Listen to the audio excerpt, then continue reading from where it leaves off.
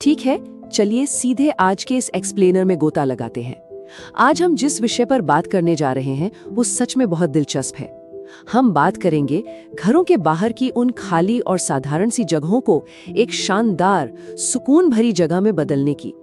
हम उस master plan को डिकोड करेंगे जो बिना किसी भारी भरकम खर्च और बड़ी गलतियों के किसी भी आम सी जगह को एक खूबसूरत रिट्रीट में बदल सकता है।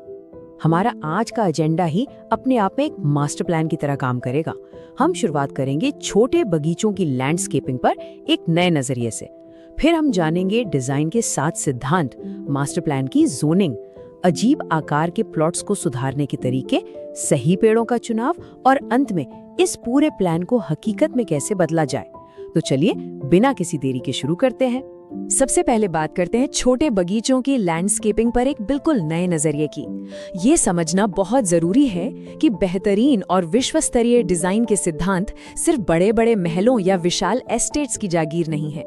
इन्हें सीमित जगह में भी बहुत ही खूबसूरती से लागू किया जा सकता है।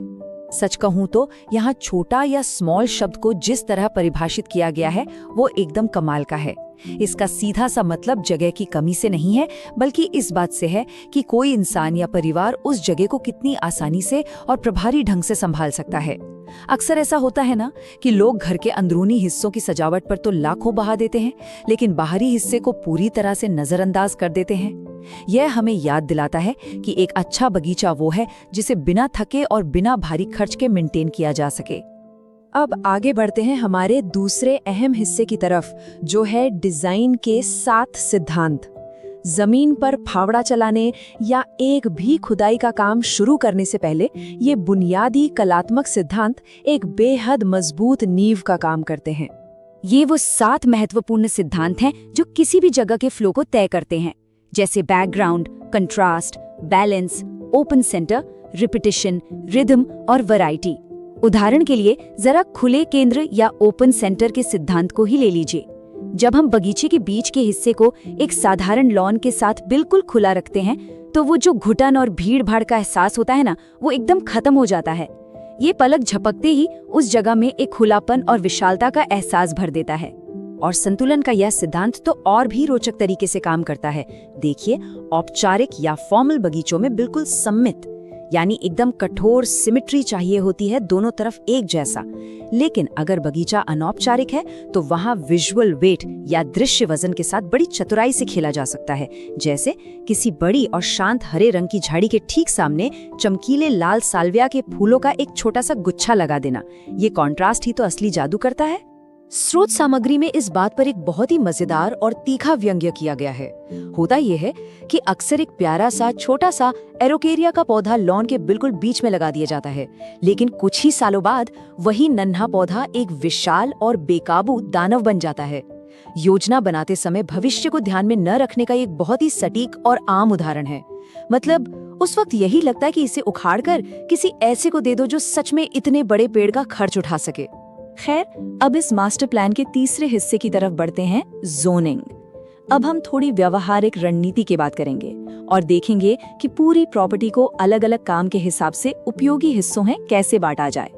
एक व्यवस्थित लैंडस्केप में इन 3 जरूरी जोन्स का होना बहुत जरूरी है। पहला है अप्रोच या पब्लिक एरिया, जो सड़क से दिखता है और जिसे घर के बाहरी लुक के साथ मेल खाना चाहिए। दूसरा है सर्विस एरिया, जहां हम कंपोस्ट बिन जैसी जरूरी लेकिन थोड़ी कम सुंदर दिखने वाली चीजों को घनी झाड़ियों के पीछे छिपा सकते हैं। और तीसरा है आपका अपना निजी बगीचा या एक एकांत सुकून भरा लिविंग एरिया। तो यहाँ सबसे पते की बात यह है कि उस प्राइवेट एरिया को डिजाइन करते समय एक मुख्य थीम जरूर होनी चाहिए, चाहे वो विदेशी पौधे दिखाने का शौक हो या फिर ताजी सब्जियां उगाने का। क्योंकि अगर हम हर चीज को एक ही जगह पर ठूसने की कोशिश करेंगे तो नतीजा सिर्फ एक ऐसी जगह होगी जो किसी काम की नहीं रहेगी और पूरा बगीचा बस एक कबाड़ खाना लगने लगेगा। अब आते हैं चौथे पॉइंट पर, अजीब आकार के प्लॉट्स को सुधारना। नए लैंडस्केपर्स अक्सर इस बात से परेशान रहते हैं कि अगर प्लॉट का आकार अजीब सा है तो क्या करें। देखिए, अगर प्लॉट बहुत लंबा और संकरा आयताकार है तो आंखों को सुकून देने के लिए उसे अलग अलग डिब्बों या कंपार्टमेंट्स में बांटने की सख्त जरूरत होती है। दूसरी ओर अगर प्लॉट का आकार अनियमित है या वो कोने का प्लॉट है तो वहां सीधी लाइनों और फॉर्मल रास्तों से बिल्कुल बचना चाहिए। ऐसी जगह रॉक गार्डन और घुमावदार रास्तों जैसे क्रिएटिव और अनौपचारिक डिजाइनों के साथ बहुत ही खूबसूरत और नेचुरल लगती हैं। और हाँ, वास्तुकला या घर के डिजाइन में अगर कोई कमी रह गई हो तो उसे भी आसानी से छिपाया जा सकता है। मान लीजिए कि घर का एक हिस्सा 2 मंजिला है और उसके ठीक साथ 1 मंजिला गैराज जुड़ा हुआ है। ये देखने में थोड़ा अजीब लगता है, राइट? तो गैराज के अंत में एक गोल छतरी वाला ऊंचा पेड़ लगा दीजिए। आप देखेंगे कि वो पूरा दृश्य अपने आप संतुलित, सौम्य और चौड़ा दिखने लगेगा। संतुलन से आगे बढ़ते हुए अब आते हैं इस एक्सप्लेनर के 5वें हिस्से पर, जो एक बहुत ही स्थायी फैसले के बारे में है, सही पेड़ों का चुनाव करना। किसी भी नर्सरी में जाने से पहले और पैसे खर्च करने से पहले ये एक बुनियादी सवाल खुद से जरूर पूछा जाना चाहिए। आखिर इस पेड़ की आवश्यकता क्यों है? क्या ये किसी कोने को फ्रेम करने के लिए है, छत पर छाया देने के लिए है, या क्या उस पेड़ की घनी छाया के नीचे कभी घास भी उग पाएगी? यहाँ आगे की सोच बिल्कुल क्रिटिकल है। अगर बिना सोचे समझे मिलिंगटोनिया हॉर्टेंसिस जैसे पेड़ लगा दिए जाते हैं जिनकी जड़ें सतह के बहुत करीब होती हैं, तो भविष्य में भयंकर तूफान आने पर उन पेड़ों के उखड़ने का खतरा बहुत ज्यादा होता है।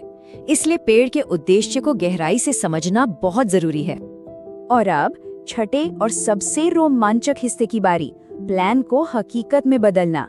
अब समय आ गया है कागजी ब्लूप्रिंट को जमीन पर असली मिट्टी में उतारने का। ये क्रम कागज से सीधे जमीन तक का सफर तय करता है। इसमें एक बहुत ही बेहतरीन और व्यावहारिक ट्रिक बताई गई है। जमीन पर खुदाई शुरू करने से पहले एक रबर के होज या पाइप को घास पर मोड़कर रखा जा सकता है। इससे आप एकदम सही प्राकृतिक रूप से घुमावदार क्यारियों का खाका तैयार कर सकते हैं, और वो भी एक भी फावड़ा उठाने से पहले। है ना कमाल का आइडिया? तो जाते जाते जरा इस सवाल पर गौर कीजिए, क्या आज एक मास्टर प्लान में थोड़ा सा समय निवेश करने से कल एक सुंदर लैंडस्केप को एक भारी भरकम और महंगे बोझ में बदलने से बचाया जा सकता है? इसका जवाब है बिल्कुल हाँ, 100%। सावधानी पूर्वक सोच विचार और एक व्यवस्थित योजना उन कमर तोड़ देने वाली गलतियों से बचाती हैं जो बाद में भारी पड़ती हैं। उम्मीद है ये चर्चा एक शानदार लैंडस्केप ब्लूप्रिंट तैयार करने के लिए एक बेहतरीन प्रेरणा साबित होगी। तो क्या आप अपने घर के बाहर की उस खाली जगह को बदलने के लिए तैयार हैं? सीखते रहें और अपने आसपास की दुनिया को और भी खूबसूरत बनाते रहें।